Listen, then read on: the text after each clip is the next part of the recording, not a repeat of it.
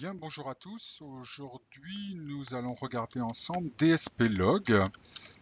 DSP-Log en mode 52-50, je ne sais pas si vous vous rappelez, sans paramètres, ça vous affiche la log du jour en commençant à minuit.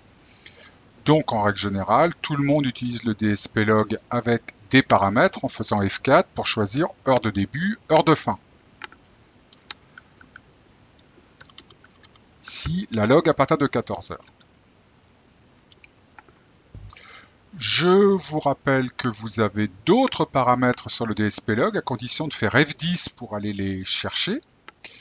Particulièrement, vous avez la possibilité de choisir un ID message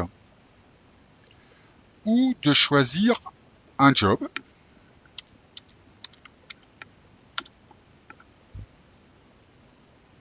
D'accord. Et pendant longtemps, c'est tout ce que l'on avait. Depuis quelques versions, c'est arrivé assez récemment, hein, vous avez la possibilité ici de mettre étoile all dans le job et un profil utilisateur. Vous avez donc que les messages concernant cette personne.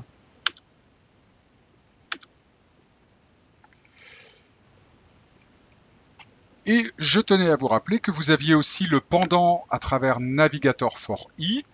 Dans Système, ça s'appelle Historique.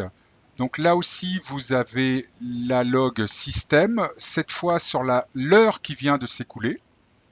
Dans Action, Inclusion, vous pouvez décider de filtrer l'affichage, donc de paramétrer l'affichage, l'équivalent d'un F4.